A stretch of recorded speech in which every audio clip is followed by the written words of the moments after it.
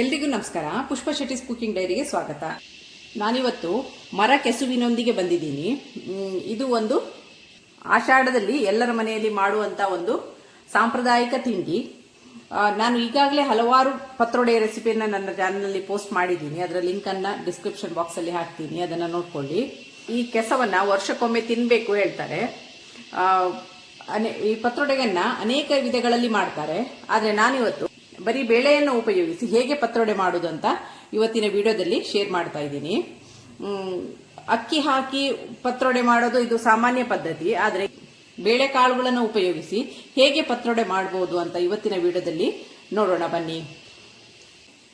ಈ ಬೇಳೆ ಪತ್ರೊಡೆಯನ್ನು ಮಾಡಲಿಕ್ಕೆ ನಾನಿಲ್ಲಿ 1 ಕಪ್ನಷ್ಟು ತೊಗರಿಬೇಳೆಯನ್ನು ತಗೊಂಡಿದ್ದೀನಿ, 3/4 ಕಪ್ನಷ್ಟು ಹೆಸರು ಕಾಳು, ಅರ್ಧ ಕಪ್ನಷ್ಟು ಕಡಲೆಬೇಳೆ, 1 ಟೇಬಲ್ ಸ್ಪೂನ್ ಆಗುವಷ್ಟು ಉದ್ದಿನಬೇಳೆ, 1 ಟೀ ಸ್ಪೂನ್ ಆಗುವಷ್ಟು ಮೆಂತೆಯನ್ನು ತಗೊಂಡಿದ್ದೀನಿ. ಸಾಮಗ್ರಿಗಳನ್ನು ಅಳಿಲಿಕ್ಕೆ ನಾನು ಈ ಕಪ್ಪನ್ನು ಉಪಯೋಗಿಸಿದ್ದೀನಿ. ಈಗ ಈ ಬೇಳೆಕಾಳುಗಳನ್ನೆಲ್ಲ ಬೌಲಿಗೆ ಹಾಕೋಣ. ತೊಗರಿ ಬೇಳೆಯನ್ನು ಹಾಕಿದ್ದೀನಿ, ಹೆಸರು ಕಾಳು, ಅರ್ಧ ಕಪ್ನಷ್ಟು ಕಡಲೆಬೇಳೆ, 1 ಟೇಬಲ್ ಸ್ಪೂನ್ ಆಗುವಷ್ಟು ಉದ್ದಿನಬೇಳೆ, 1 ಟೀ ಸ್ಪೂನ್ ಮೆಂತೆಯನ್ನು ಹಾಕಿದ್ದೀನಿ. ಇದನ್ನು ನೀರು ಹಾಕಿ ಒಂದು ಚೆನ್ನಾಗಿ 2-3 ಬಾರಿ ಕ್ಲೀನಾಗಿ ವಾಶ್ ಮಾಡ್ಕೊಂಡು ಬರೋಣ. ಇದನ್ನು ಕ್ಲೀನಾಗಿ ವಾಶ್ ಮಾಡಿ ನೆನೆ ಹಾಕಬೇಕು. ಕ್ಲೀನಾಗಿ ವಾಶ್ ಮಾಡೋಣ. ಈಗ ತಗೊಂಡಂಥ ಬೇಳೆಗಳನ್ನು ನಾನು ಚೆನ್ನಾಗಿ ಒಂದು 2-3 ಬಾರಿ ತೊಳೆದು ಇದು ನೆನೆಯಕ್ಕೆ ಇಟ್ಟಿದ್ದೀನಿ. ಇದೊಂದು 3 ಗಂಟೆಗಳ ಕಾಲ ನೆನೆಯಲಿ. ನಂತರ ನೆಕ್ಸ್ಟು ಕೆಲವೊಂದು ಸಾಮಗ್ರಿಗಳು ಬೇಕು, ಅದನ್ನು ಈಗ ನಾವು ರೆಡಿ ಮಾಡ್ಕೊಳ್ಳೋಣ. ಇದೀಗ 3 ಗಂಟೆಗಳ ಕಾಲ ನೆನೆಯಕ್ಕೆ ಬಿಡೋಣ.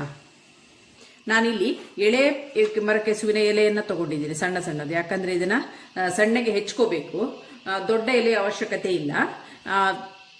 ದೊಡ್ಡ ಎಲೆಯನ್ನು ನಾವು ಹಚ್ಚಿ ಮಾಡುವ ಮರಕೆಸ ಪತ್ರೊಡೆಗೆ ಉಪಯೋಗಿಸ್ಕೋಬಹುದು. ಈ ಥರ ಸಣ್ಣ ಸಣ್ಣ ಎಲೆ ಉಳಿದಿದ್ದನ್ನ ಈ ಥರ ಈ ಬೇಳೆಕಾಳಿಗೆ ಹೆಚ್ಚಿ ಮಾಡುವಂಥ ಪತ್ರೊಡೆಗೆ ಇದನ್ನ ಉಪಯೋಗಿಸ್ಕೋಬಹುದು. ಇದು ಎಳೆ ಎಲೆ ಚೆನ್ನಾಗಿ ಕರಗುತ್ತೆ, ಬೇಗನೆ ಕರಗುತ್ತೆ.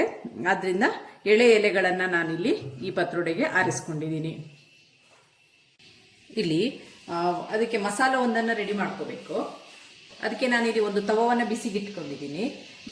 1 ಟೇಬಲ್ ಸ್ಪೂನ್ ಆಗುವಷ್ಟು ತೆಂಗಿನ ಎಣ್ಣೆಯನ್ನು ಹಾಕಿದ್ದೀನಿ. ಈಗ ತವ ಬಿಸಿಯಾಗಿದೆ. ಇದಕ್ಕೆ 1 ಹಿಡಿ ಕೆಂಪು ಮೆಣಸಿನಕಾಯಿಯನ್ನು ಹಾಕ್ತಾ ಇದ್ದೀನಿ. ಇದನ್ನ ಚೆನ್ನಾಗಿ ಹುರ್ಕೊಳ್ಳೋಣ. ಫ್ಲೇಮು ಲೋಲಿರಲಿ. ಈಗ ಮೆಣಸು ಸ್ವಲ್ಪ ಹುರಿದಾಗ್ತಾ ಇದೆ. ಇದಕ್ಕೆ 4 ಟೇಬಲ್ ಸ್ಪೂನ್ ಆಗುವಷ್ಟು ಕೊತ್ತಂಬರಿನ ಹಾಕ್ತಾ ಇದ್ದೀನಿ. ಕೊತ್ತಂಬರಿ ಮತ್ತು ಮೆಣಸನ್ನು ಹದವಾಗಿ ಹುರ್ಕೊಳ್ಳಿ. ಇದೀಗ ಇದು ಕೊತ್ತಂಬರಿಯ ಘಮ ಬರ್ತಾ ಇದೆ. ಈ ಹಂತದಲ್ಲಿ 2 ಟೇಬಲ್ ಸ್ಪೂನ್ ಆಗುವಷ್ಟು ಜೀರಿಗೆಯನ್ನು ಹಾಕ್ತಾ ಇದ್ದೀನಿ.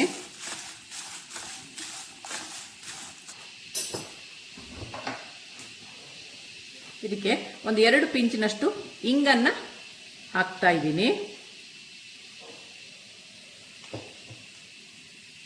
ಒಂದು ಅಳತೆಯಲ್ಲಿ ಹೇಳೋದಾಗಂದ್ರೆ 1/4 ಟೀ ಸ್ಪೂನ್ ಇಂಗನ್ನು ಹಾಕಿದ್ದೀನಿ.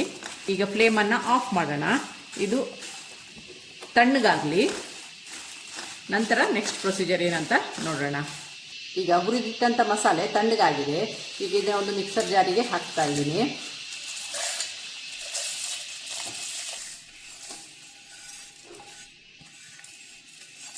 ಅದಕ್ಕೆ 1 ಕಪ್ ತೆಂಗಿನ ತುರಿಯನ್ನು ಹಾಕ್ತಾ ಇದ್ದೀನಿ. 1 ನಿಂಬು ಗಾತ್ರದ ಹುಣಸೆ ಹಣ್ಣನ್ನು ಆಲ್ರೆಡಿ ನಾನು ನೆನೆಸಿಟ್ಟಿದ್ದೀನಿ. ಅದರ ಪಲ್ಪನ್ನು ಇದ್ರ ಜೊತೆಗೆ ಹಾಕಿ ಕಡಿತಾ ಇದ್ದೀನಿ. ಇದನ್ನು ನೈಸಾಗಿ ರುಬ್ಕೊಂಡು ಬರೋಣ. ಈಗ ಇದಕ್ಕೆ ರುಚಿಗೆ ತಕ್ಕಷ್ಟು ಉಪ್ಪನ್ನು ಸೇರಿಸ್ತಾ ಇದ್ದೀನಿ. ಇದಕ್ಕೆ ಸುಮಾರು ಒಂದು 4 ಟೇಬಲ್ ಸ್ಪೂನ್ ಆಗುವಷ್ಟು ಬೆಲ್ಲದ ಹುಡಿಯನ್ನು ಹಾಕಿ ಇದನ್ನು ಮತ್ತೊಮ್ಮೆ ರುಬ್ಕೊಂಡು ಬರ್ತಾ ಇದ್ದೀನಿ. ನುಣ್ಣಗೆ ರುಬ್ಬಿದಂಥ ಖಾರಕ್ಕೆ ಬೆಲ್ಲ ಹಾಗೂ ರುಚಿಗೆ ತಕ್ಕಷ್ಟು ಉಪ್ಪನ್ನು ಹಾಕಿ ಮತ್ತೆ ನುಣ್ಣಗೆ ರುಬ್ಕೊಂಡು ಬಂದಿದ್ದೀನಿ. ಈಗ ಇದನ್ನ ಒಂದು ಪಾತ್ರೆಗೆ ತೆಗೆದಿಟ್ಕೊಳ್ಳೋಣ. ಈಗ ನಾನೇನಿಲ್ಲಿ ಬೇಳೆಯನ್ನು ನೆನೆಸಿ 3 ಗಂಟೆ ಆಗಿದೆ. ಈಗ ಇದು ಈ ಥರ ನೆಂದಿದೆ. ಇದನ್ನ ಈಗ ಸ್ವಲ್ಪ ತರಿಯಾಗಿ ರುಬ್ಕೋಬೇಕು. ಈಗ ಈ ಖಾರ ಕಡೆದ ಮಿಕ್ಸಿಗೆ ಈ ಬೇಳೆಯನ್ನ ಹಾಕಿ ರುಬ್ಕೊಳ್ತಾ ಇದ್ದೀನಿ.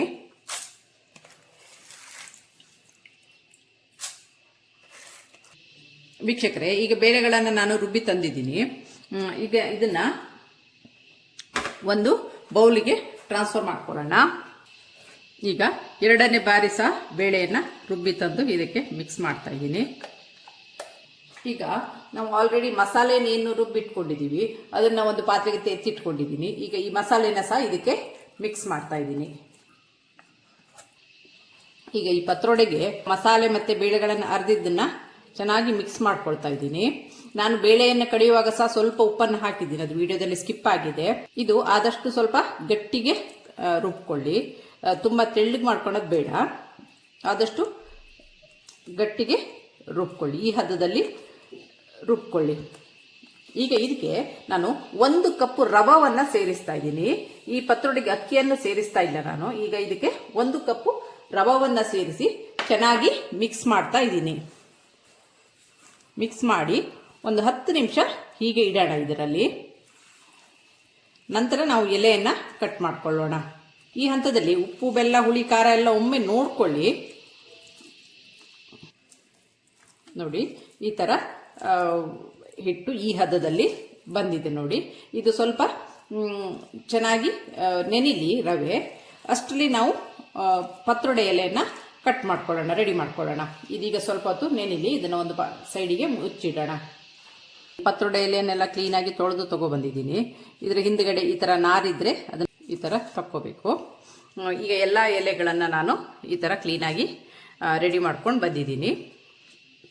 ಈಗ ಇದನ್ನು ಸಣ್ಣಗೆ ಹೆಚ್ಕೊಳ್ಳೋಣ. ನಾನು ತಗೊಂಡಂಥ ಪ್ರಮಾಣಕ್ಕೆ ದೊಡ್ಡ ಎಲೆ ಆದರೆ ಒಂದು 10 ಎಲೆ ಹಿಡಿಯುತ್ತೆ.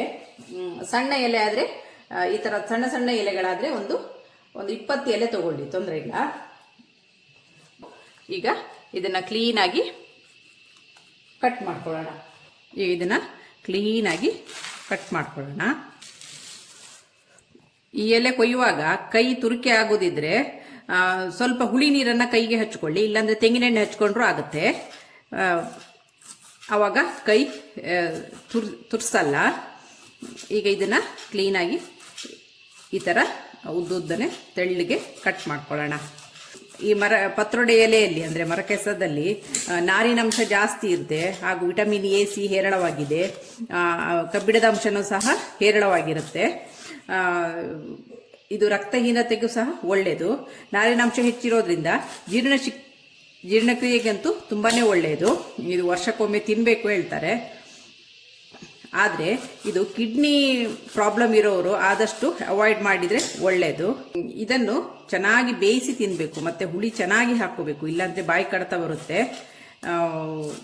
ಚೆನ್ನಾಗಿ ಬೇಯಿಸಬೇಕು, ಮತ್ತು ಉಪ್ಪು ಹುಳಿ ಖಾರವನ್ನು ಚೆನ್ನಾಗಿ ಹಾಕಬೇಕು. ಈಗ ಕತ್ತರಿಸಿದಂಥ ಎಲೆಯನ್ನೆಲ್ಲ ನಾನು ಇದಕ್ಕೆ ಮಿಕ್ಸ್ ಮಾಡ್ತಾ ಇದ್ದೀನಿ. ವೀಕ್ಷಕರೇ ನೋಡಿ, ನಾನಿಲ್ಲಿ ಏನು ಕೆಸವನ್ನು ಕತ್ತರಿಸಿ ತಗೊಂಡು ಬಂದಿದ್ದೀನಿ, ಅದನ್ನು ಈಗ ಕಲಸಿಟ್ಟಂಥ ಮಸಾಲೆಗೆ ಹಾಕಿ ಮಿಕ್ಸ್ ಮಾಡ್ತಾ ಇದ್ದೀನಿ.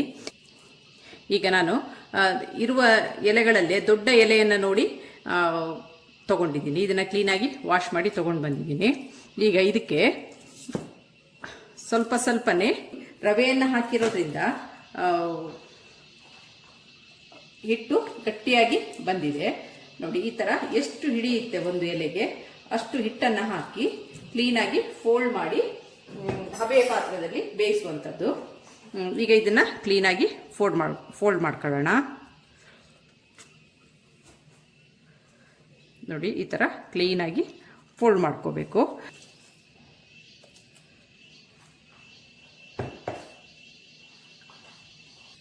ನೋಡಿ, ಈ ಥರ ಸ್ವಲ್ಪನೇ ಹಿಟ್ಟನ್ನು ಹಾಕಿ ಈ ಥರ ಮಡಚಿ ಬೇಯಿಸಲಿಕ್ಕೆ ಇಡುವಂಥದ್ದು. ಈಗ ಮಾಡಿದಂಥ ಪತ್ರೊಡೆಯನ್ನು ಅದೇ ಪತ್ರೊಡೆ ಎಲೆಯಲ್ಲಿ ನಾನು ಫೋಲ್ಡ್ ಮಾಡಿ ಬೇಕಿಟ್ಟಿದ್ದೀನಿ. ನೀವು ಬಾಳೆ ಎಲೆಯಲ್ಲಿ ಸಹ ಫೋಲ್ಡ್ ಮಾಡಿಡಬಹುದು, ಇಲ್ಲ ಬಟ್ಲಿಗೆ ಎಣ್ಣೆ ಸವರಿ ಬಟ್ಲಲ್ಲೂ ಸಹ ಬೇಯಿಸ್ಕೋಬಹುದು. ನಾನು ಈ ತರದಲ್ಲಿ ಬೇಯಿಸ್ತಾ ಇದ್ದೀನಿ. ನಿಮಗೆ ಯಾವ ರೀತಿ ಅನುಕೂಲ ಇದೆ ಆ ರೀತಿಯಲ್ಲಿ ಬೇಯಿಸ್ಕೊಳ್ಳಿ. ಈಗ ಇದನ್ನ ಬೇಕಿಡೋಣ. ನಾನಿಲ್ಲಿ ಆಲ್ರೆಡಿ ಹಬೆಯ ಪಾತ್ರವನ್ನು ಬಿಸಿಗಿಟ್ಟಿದ್ದೀನಿ, ಇದು ಬಿಸಿ ಆಗ್ತಾ ಬಂದಿದೆ. ಈಗ ನಾವೇನು ಪತ್ರೊಡೆಯನ್ನ ಎಲೆಗೆ ಹಾಕಿದೀವಿ ಅದನ್ನ ಒಂದೊಂದಾಗಿ ಇದನ್ನ ಬೇಕಿಡೋಣ. ಇದರಲ್ಲಿ ಚೆನ್ನಾಗಿ ಬೇಯಲಿ.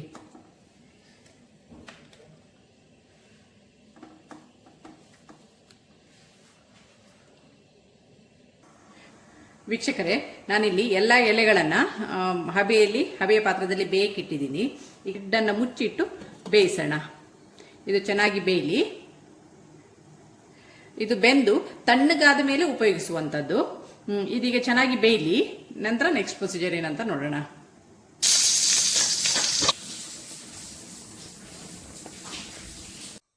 ವೀಕ್ಷಕರೇ, ಈಗ ನಾನು ಪತ್ರೊಡೆಯನ್ನು ಬೇಯಿಸಿ ಇದು ಕಂಪ್ಲೀಟ್ ಆಗಿ ತಣ್ಣಗಾಗಿದೆ. ಇದೀಗ ಹೇಗಾಗಿದೆ ನೋಡೋಣ. ನೋಡಿ, ಈ ತರ ಇದು ಕಂಪ್ಲೀಟ್ ಆಗಿ ತಣ್ಣಗಾಗಿ ಈ ತರ ಆಗಿದೆ. ಈಗ ಇದನ್ನ ಉಪ್ಕರಿ ಮಾಡ್ಕೊಳ್ಳಿಕ್ಕೆ ಸಣ್ಣ ಸಣ್ಣ ಪೀಸಸ್ ಅನ್ನಾಗಿ ಕಟ್ ಮಾಡ್ಕೋಬೇಕು.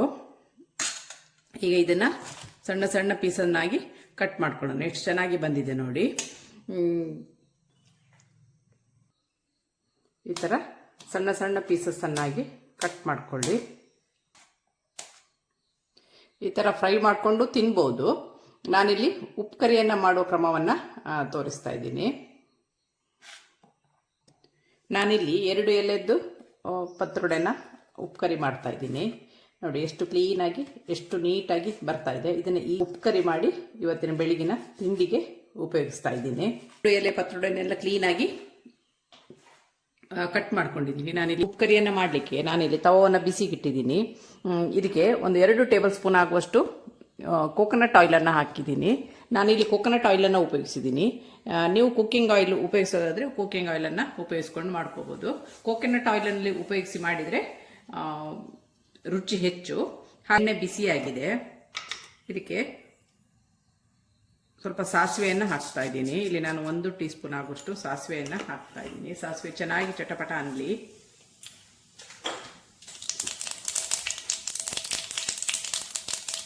ಸಾಸಿವೆ ಚಟಪಟ ಅಂತ ಇದೆ. ಈಗ 1 ಟೇಬಲ್ ಸ್ಪೂನ್ ಆಗುವಷ್ಟು ಉದ್ದಿನ ಬೇಳೆಯನ್ನು ಹಾಕಿದ್ದೀನಿ. 2 ಕೆಂಪು ಮೆಣಸಿನಕಾಯಿಯನ್ನು ಹಾಕ್ತಿದ್ದೀನಿ. ಸ್ವಲ್ಪ ಹುರ್ಕೊಳ್ಳೋಣ. ಈಗ ಏನು ಕಟ್ ಮಾಡ್ಕೊಂಡಿದ್ದೀವಿ ಈ ಪತ್ರೊಡೆನ ಇದಕ್ಕೆ ಸೇರಿಸ್ತಾ ಇದ್ದೀನಿ.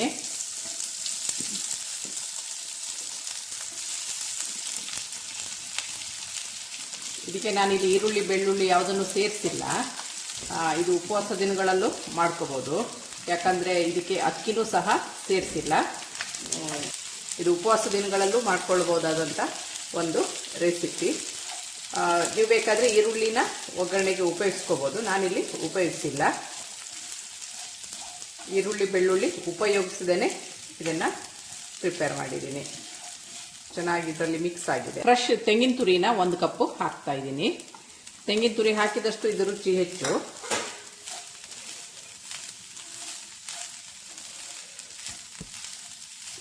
ರುಚಿಗೆ ತಕ್ಕಷ್ಟು ಬೆಲ್ಲವನ್ನು ಹಾಕ್ತಾ ಇದ್ದೀನಿ. ನೀವು ಸಕ್ಕರೆ ಬೇಕಾದರೆ ಸಕ್ಕರೆ ಹಾಕ್ಕೋಬೋದು, ಆಪ್ಷನಲ್ಲು. ನಾನಿಲ್ಲಿ ಬೆಲ್ಲವನ್ನು ಸೇರಿಸ್ತಾ ಇದ್ದೀನಿ. ಇದನ್ನು ಚೆನ್ನಾಗಿ ಒಂದು ಮಿಕ್ಸ್ ಕೊಡೋಣ. ಇದೀಗ ಆಗಿದೆ. ವೀಕ್ಷಕರೇ, ಆರೋಗ್ಯಪೂರ್ಣ ಬೇಳೆ ಪತ್ರೊಡೆ ಸವಿಯಲು ಸಿದ್ಧವಾಗಿದೆ. ಈ ಹಂತದಲ್ಲಿ ಸ್ವಲ್ಪ ರುಚಿ ನೋಡ್ಕೊಳ್ಳಿ.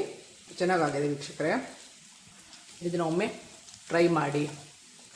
ಇದಾಗಿರುತ್ತೆ ಇವತ್ತಿನ ನನ್ನ ಡೈರಿಯ ರೆಸಿಪಿ. ನಿಮಗೆ ನನ್ನ ಈ ರೆಸಿಪಿ ಇಷ್ಟವಾದಲ್ಲಿ ಪುಷ್ಪಾ ಶೆಟ್ಟಿಸ್ ಕುಕಿಂಗ್ ಡೈರಿ ಇದಕ್ಕೆ ಒಂದು ಲೈಕ್ ಕೊಡಿ, ಶೇರ್ ಮಾಡಿ, ಕಮೆಂಟ್ ಮಾಡಿ.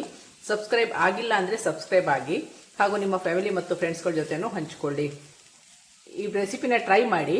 ಟ್ರೈ ಮಾಡಿದ್ಮೇಲೆ ಹೇಗೆ ಬಂದಿದೆ ಅಂತ ನನ್ನ ಕಮೆಂಟ್ ಬಾಕ್ಸಲ್ಲಿ ಪ್ಲೀಸ್ ತಿಳಿಸಿ. Thanks for watching. ಇದನ್ನು ಒಂದು ಪಾತ್ರೆಗೆ ಟ್ರಾನ್ಸ್ಫರ್ ಮಾಡ್ಕೊಳ್ಳೋಣ. ಪತ್ರೊಡೆ ರೆಡಿ ಟು ಸರ್ವ್ ನೋಡಿ.